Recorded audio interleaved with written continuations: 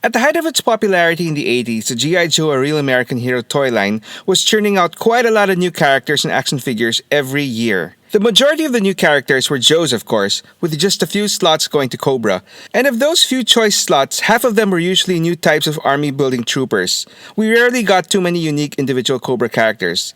That is until 1987, when Hasbro decided to get a little bit more creative.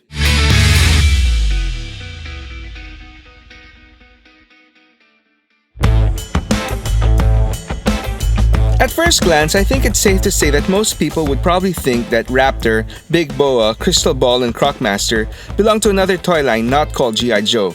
None of them had anything that looked remotely military, and none of them even carried a single firearm. Instead, they each wore uniforms that looked more like bad cosplay and employed trained animals, punching gloves, and even hypnotic powers to combat G.I. Joe. Of course, because their designs were so way out of the box, they have become some of the most memorable and, dare I say, beloved Cobras to many G.I. Joe fans and collectors. Because as kids, not having any guns didn't mean you were uncool, but being able to control birds of prey, crocodiles, and so on was. Unfortunately, since they were released towards the tail end of the cartoon, they were never featured in animated form. Of course, I'm only referring to the Sunbow series as I refuse to acknowledge the existence of Deke.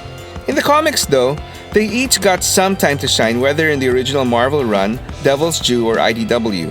A couple of them even have interesting backstories as to why their toy was created in the first place. So let's get started with the first guy, Raptor. Raptor was your typical white-collar accountant who had a fascination with falconry that eventually turned into an obsession. He went as far as to dress himself up like a bird and live in a giant bird cage because he figured they responded better to him that way. He soon turned to a life of hunting and poaching, breeding larger and stronger birds of prey. He was soon after recruited by Destro to the Cobra ranks after he was caught targeting minks on a Cobra-owned ranch. I swear I'm not making this stuff up.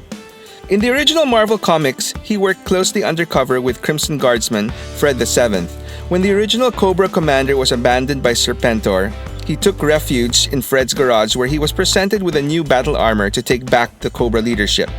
But the former commander had other plans and decided to retire. This didn't sit well with Fred, who dedicated his entire life to Cobra, and he shot him in the back as Raptor stood back and watched. He then proceeded to help Fred bury the commander's body. Unfortunately for Fred and Raptor, the commander didn't die. That's another story for another time. And he came back with a vengeance, retaking Cobra. And in his first act as leader, he buried all key Cobra operatives that he considered as traitors in a landlocked freighter under a volcano, alive, including poor Raptor. Unfortunately, none of his trained birds could get him out of this predicament, and while a few individuals managed to eventually escape, Raptor didn't, as he was one of the men who eventually died of botulism when they tried to subsist on tainted food rations found inside the freighter. Crystal Ball. So to make sure they had all their bases covered, Cobra decided to recruit a hypnotist because, well, every good terrorist organization needs one, of course. He is supposedly the love child of a Romanian man with psychic powers and an American woman from Bangor, Maine, and is the seventh son of a seventh son. Anyway, regardless of his debatable usefulness in the Cobra ranks, the actual production history of his character and toy is what makes this guy unique.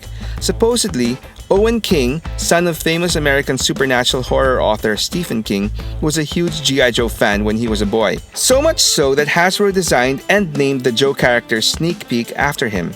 If you look at the card art, you can say he kinda even looks like him. In return, Stephen King, or his son Owen, created the character Crystal Ball for Hasbro, as he wanted to add a little magic and some mysticism into the series.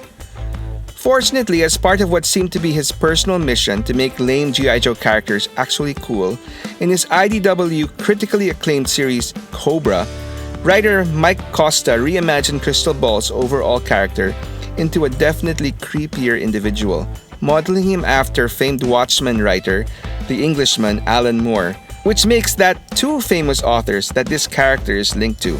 He's best described in Costa's own words. We have a lot of opportunity to take things that are beloved but inherently silly and really find the pieces that really would work.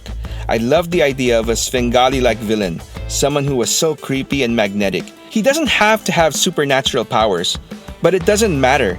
He's so good at manipulating people that he might as well have. Big Boa. In 1985, with 2 successful movie franchises under his belt, Sylvester Stallone was quite a big deal. So big that 2 toy companies tried to get in on the action. Coleco wanted to build an entire toy line around his Rambo franchise, while Hasbro aimed to recruit Rocky into the ranks of G.I. Joe. Initially, Rocky's recruitment was going well enough for Hasbro to go ahead and include the character in their Order of Battle comic sourcebook in 1987, start pre-production on an action figure, and even add a nemesis for him into the Cobra ranks. Since both Ivan Drago and Clubber Lang weren't available, Big Boa was born. Before anything could become official though, Coleco stepped in and beat Hasbro to the punch, stipulating that they would only go ahead with Stallone if they went exclusively with them. Naturally, since they were offering an entire toy line versus a single action figure, an exclusive mail-away at that, Coleco got their way and Rocky's inclusion to the Joe ranks was cancelled and his bio retracted on the very next issue of the series. Fortunately, Coleco couldn't care less about his nemesis, and so Big Boa, the Cobra combat instructor, continued into production and was released. With his face entirely encased in a spiked helmet and bare chest with spiked overalls, he looked more like a post-apocalyptic Mad Max reject than a military trainer. But whatever, he looked menacing enough, which I guess was the point. I don't really remember him much in the original Marvel comic, but in the Devil's Due series, which originally was a continuation of the Marvel run, he was killed off-panel as a way to introduce a deadlier threat to the Joe forces. But like Crystal Ball, in the more recent IDW series, a simpler and arguably more fearsome version of Big Boa is introduced in their Cobra series. Gone are the helmet and spikes, replaced by a basic metal jaw and a Hulk-sized body. In the series, he came close to killing exposed undercover Joe agent Chuckles with his bare hands before the latter managed to pull off a Hail Mary victory by stabbing him in the neck with a gun slide. And finally, we have Croc Master.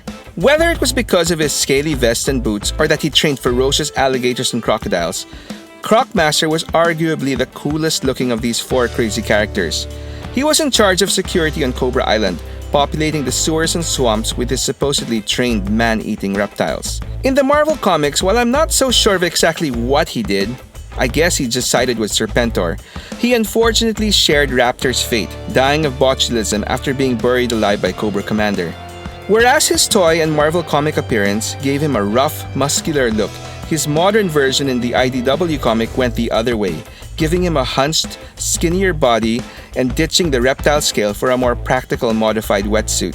They also gave him a more detailed backstory where he grew up in the Florida Everglades under an abusive father who called himself the Croc Master and poached gators for their skin. He eventually ended up feeding his own father to the gators and took over the mantle of Croc Master. Before he was recruited by Cobra, he was an eco-terrorist, hunting down other poachers and individuals who sought to do damage to the swamp. And to add to the creep factor, it is also implied that he is a cannibal, having supposedly eaten an assistant assigned to him who was too plump. As cool as he was, this version of Croc Master also meets his untimely demise when he and a number of his crocodiles are shot to death by a Cobra defector that he tries to stop from escaping. Anyway, on the toy front, none of them got much updates aside from their original figures, which most likely warmed pegs in their day. The only one to get a modern update available on retail was Croc Master, as part of the 25th anniversary line. To get modern updates of the other 3, you would have to go down a more exclusive route, that being the G.I. Joe Collectors Club, who during its multi-year run got Hasbro's official blessing to churn out action figures of characters not covered by the original retail line through an exclusive subscription service, which basically meant that you had to buy all 12 action figures in each annual lineup or pay higher prices for individual figures on the secondary market. Big Boa was part of the first series sold in 2013, Raptor in 2017, and Crystal Ball with lenticular Hypno Shield in hand in 2018. Unfortunately for me, I missed out on all 3, and their insane prices on eBay will keep them from becoming a part of my collection anytime soon. Oh well, at least old Croc Master still has his scaly buddies to keep him company. Fortunately, in the current 6-inch classified line, things are looking a little bit more promising, with the deluxe Croc Master already out and the Big Boa on the way. At the rate this line is burning through both Joe and Cobra ranks, I'm pretty sure it'll only be a matter of time before Raptor and Crystal Ball make their much-awaited return. Anyway, at their best, Raptor, Big Boa, Crystal Ball, and Croc Master represent Hasbro at their imaginative peak, thinking outside of the box and refusing to be restrained by the whole military theme of the G.I. Joe brand. But at their worst, these guys will go down as four of the craziest characters to ever be introduced into the toy line. So what side of the proverbial coin do you guys fall into? Genius and iconic villains? Or just crazy, stupid ideas that went nowhere? Well, I won't go so far as to call them iconic. I'm still a big fan of all four to varying degrees. So what about you guys? Let me know in the comments below and tell me your story. Thanks for watching Stories from the Toy Shelf. If you enjoyed this story, why not check another one? And please help me out by giving me a like or comment and subscribe to the channel to get notifications whenever I upload a new story. Until the next one,